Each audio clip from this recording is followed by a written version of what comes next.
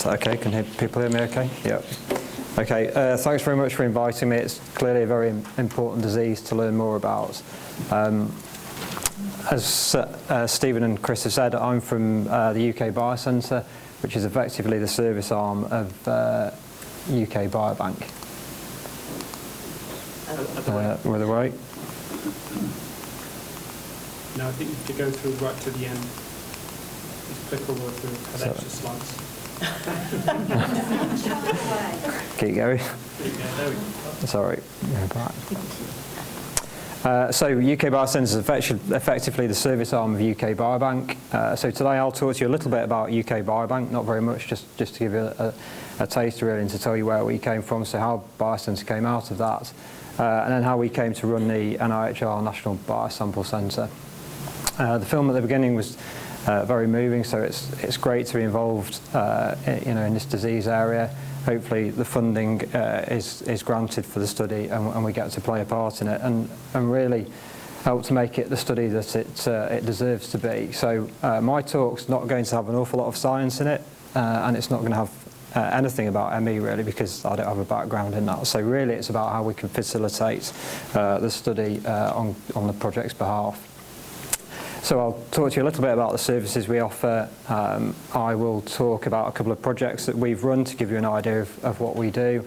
And then I've got some slides at the end that just briefly go over the ME Biomed project. So what's UK Biobank to start with? So it's a longitudinal cohort study of 500,000 people across the generalised UK population. So we've captured all ethnic minorities within that group. We collected samples over a 3.5-year period from 2007 to 2010. And that has given us a huge cohort to look really at disease in general across the UK population. So the remit essentially was to deliver samples that researchers can then use the samples and the data to do their research on their particular disease area. And the 500,000 people just gives you the power to look at most common complex disease. So during the period that we were recruiting for UK Biobank, there was a lot of people that came around to look at what we were doing, and it was really seen as the blueprint in terms of what to do. And there was a couple of people who came along who were going to do something on a similar scale, who were likely to get funding to do something similar and therefore learn from what we'd done, but most people weren't going to have that funding to be able to put that infrastructure in place. So we weren't expecting this, but people started asking us if we could facilitate their study on their behalf. At the beginning of the study, we had no funding to do that. The remit was to deliver the samples and the data for researchers to use. But in late 2010, when we were coming towards the end of the study, we thought, well, we're not going to use this infrastructure again to the same degree, so why don't we make that available to researchers around the UK predominantly, so that we can really help UK academic science really, and help to put it at the forefront of science across the UK. So the whole premise really is that infrastructure that we built for UK Biobank would then be used to process samples for other studies, so that they could really benefit from the high degree of automation you've got and the centralised processing facility. So we went to the funders, we ran it past the funders, and after it took a while, but after a while they saw the value in it. They can obviously make their funding go further if studies use a facility like this. And in 2011 we started UK Biocentre, and it's grown very quickly over the last 9 years. So then how did the NIHR National Biosample Centre come to exist? Well, we know there's an industrialised approach that was proven with UK Biobank, and then subsequently in the provision of the services by Biocentre. And there was a recognition across the country for large-scale, high-quality capacity, so particularly in precision personalised medicine. The Rare Diseases Network were very instrumental actually in pushing forward the funding that came forward for the NIHR National Biosample Centre, and that's because their hubs really were spread all around the country very disparately, and actually to bring them together in one location was really beneficial to that Rare Disease Network. The NIHR Biomedical Research Centres obviously do an awful lot of work funded by the NIHR, and there's a need really to pull all those samples together. We know there's existing cohort studies, and there's always new cohort studies coming along all the time. I mean, I guess every 12 months, 18 months, we hear about another big study that's going on in the UK. And then the funding organisations benefit from it, as I said earlier, and also clinical research facilities. So it became part of the government strategy for UK life science. And again, really the remit here was to how could we facilitate UK science so it can be the best it can possibly be and put it at the forefront of science across the world. So there was a desire to have this National Processing Centre for large-scale studies. Effectively, the NIHR released £25 million of funding, so this was capital funding, purely to put the building and the infrastructure in place so that we could facilitate these types of studies. So it was established to leverage the expertise built up from UK Biobank. It was required to reinvest all its profits, so we're effectively a not-for-profit organisation. We're here really to facilitate research and to help with projects like the one that Chris and co are intending to run. It's set up to support BRCs and other academic research groups and committed to providing a world-class biorepository service for the UK. So we opened in January 2015 in Milton Keynes, and effectively this meant that the operation that from UK Biocentres' perspective that had previously run for the Biobank facility now migrated to the facility in Milton Keynes. So what's the service concept? Well, if you're a... is there a pointer on this? Yeah, there is. It's not that. Oops, I've killed it. At the top. On the side. Little red dot. Little red. Oh, that one there. Yep, sorry. So if you're a researcher aiming to do a study just like Chris has, the concept that Chris has come up with here, you effectively look at what your study design is going to be, how you're going to achieve it, and ultimately what's the analysis you're going to do to get to the end point. So Chris talked to us about collecting the samples, how we'd get the DNA, so really thought about this bit at the beginning, thought about the end result, which is a whole genome screen, and the analysis from that, which would give us markers that hopefully tell us a little bit more about ME and how we can take the research further forward and start to look at what really has an impact in terms of with the environment and with your genes in terms of you developing ME. And then so subsequently at the end there's a data analysis. So as a scientist, I guess these are the areas that you're really interested in. And then there's this bit in the middle that really is the facilitation of it. And I guess not to downplay what we do, but this is really the sort of dull bit, if you like, where you crunch a lot of samples so that you can do this data analysis at the end and get the results out that hopefully lead to some interesting findings and exploration further within the disease. So this, essentially everything you see here is what UK Biocentre provides as a service, and this is what we do to facilitate the project as a whole. So what's the core resource? So it's predominantly high throughput, flexible, predominantly automated sample processing. So pretty much everything is automated in the facility. We do very little manual work, and that's because most of the projects we work on are relatively large scale. So again, similarly to the project that Chris has talked about, into tens of thousands of samples or participants generally. And that's because it gives you the power to detect the markers in particular diseases. And the rarer the disease, the bigger the number you need really to try and look at it in detail. So we've got very large freezers essentially, and these are automated. So again, doing any research study, you can collect samples, you can put them away, and that's relatively easy, even at large scale.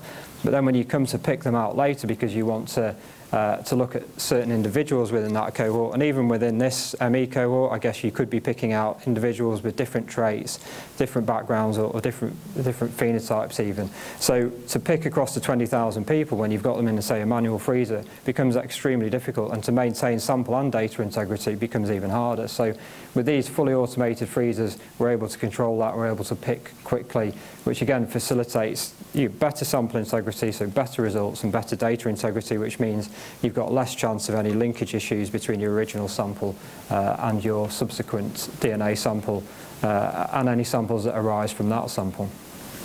We also have manual freezer capacity for those that need it, and particularly legacy collections where samples are in labware that can't go into these automated storage systems.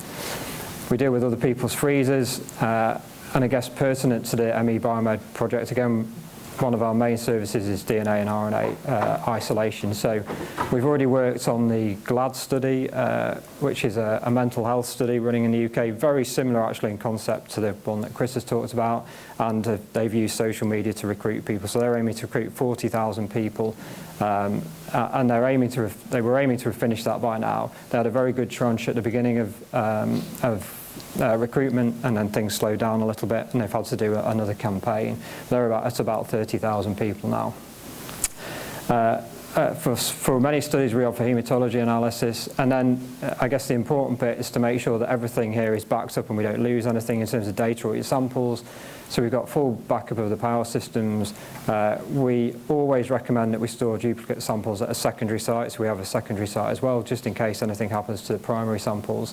And there's a full backup of the IC infrastructure.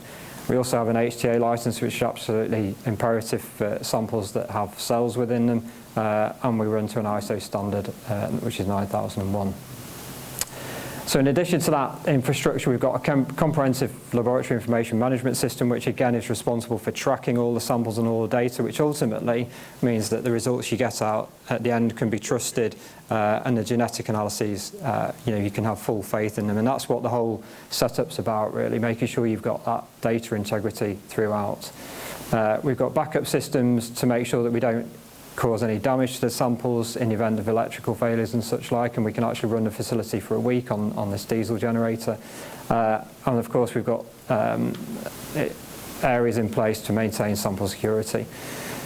As I said before, we've got off-site backup storage and extensive fire suppression systems. So again, there's very, very little chance of a fire breaking out and actually wiping out the sample collection. So there's a fire suppression system in place that should a fire break out, it will contain that fire and actually put it out very quickly. And then, as I said earlier, IT and data backup is absolutely imperative here. So that's done on a daily basis and is backed up off-site as well. So what typical projects that benefit from this facility? So consolidation and curation of legacy collections, sample processing and archiving of new studies, specific assay programs, and again, the ME Biomed project fits into this category. Secure backup of sample collections that already exist, projects that require bespoke protocol developments, and projects requiring advice on upstream activities based on the knowledge that we've gained from Biobank and from running other studies subsequently.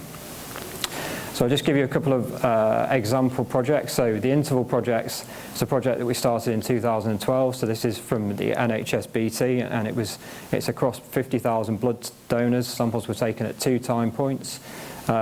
We effectively received about 200 sample sets per day. Each of those had 3 tubes.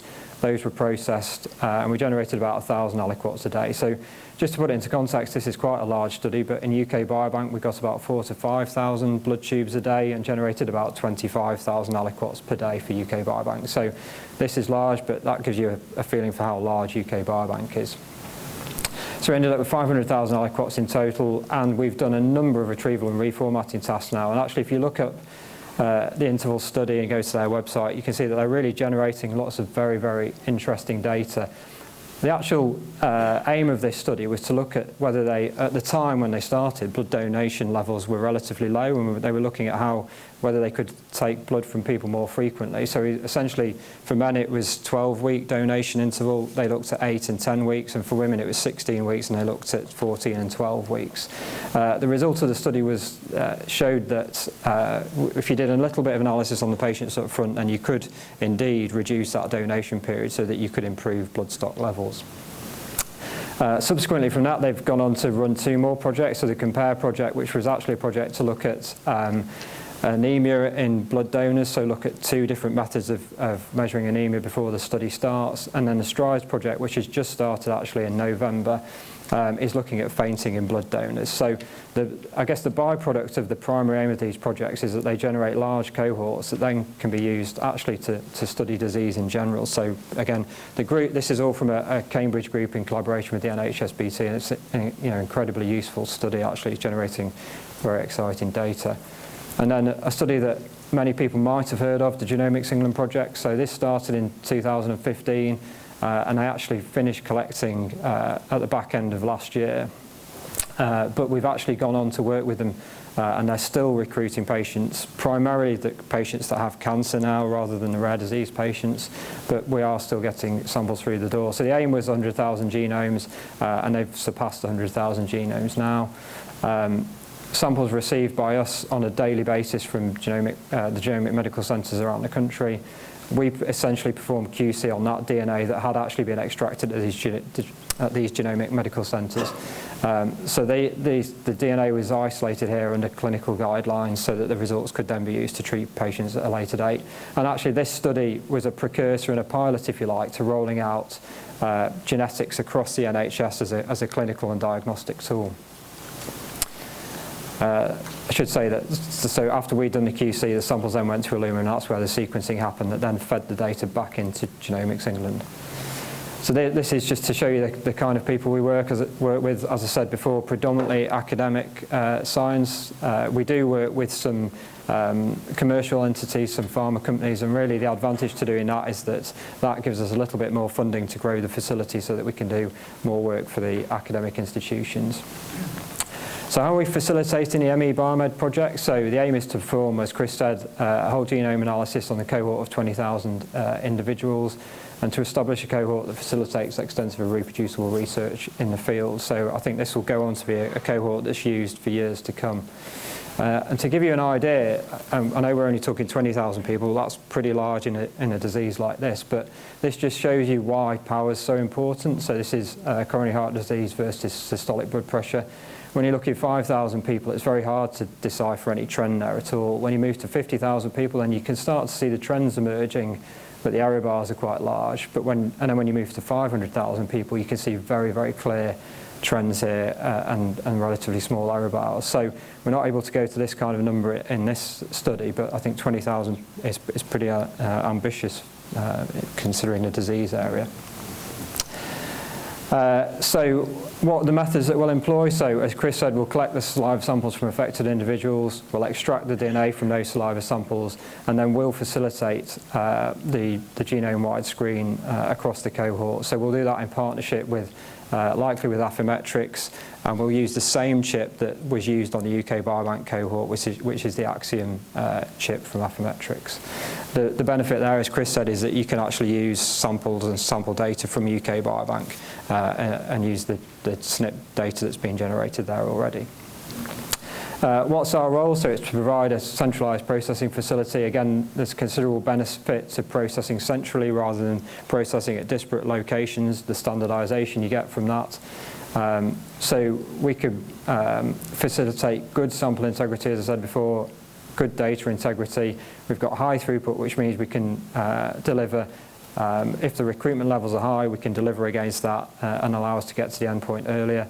And again, this automated sample storage, which, as I said, becomes increasingly important once we've got the samples in, we've extracted the DNA, and we've stored them then before they go off for genome-wide analysis, and then if they're used subsequently following that time. So these are the services that we'll employ. So we will provide the sample collection packs. We will receive those sample collection packs back from patients. We'll then extract the DNA. We'll quantify that DNA to see how much DNA we've got out of the saliva sample. We will normalise that, so this is effectively making it to a set concentration which facilitates the Affymetrix genotyping, and then we will store the samples in these large robotic freezers we've got. So this centralised process service will ensure standardisation and reproducibility, providing the very best basis for the Biomed project to go forward. And just one more slide really that really highlights why it's important to do things in this very standardised way where you can. So in this study here, 50% of preclinical research publications were not reproducible. Amgen found that 81% of preclinical oncology publications were not reproducible in-house. And then Bayer also reported that 65% of preclinical publications were inconsistent with in-house attempts to reproduce the claim. So it just goes to show what's going on across studies, and that lack of standardisation really impacts ultimately the results that you get out at the end of the day. And those are my contact details. So thanks very much for inviting me to talk. I hope that was useful. I know it didn't have too much ME or scientific content, but it gives you the basis for how the research project will be facilitated. Lovely. Thank you very much.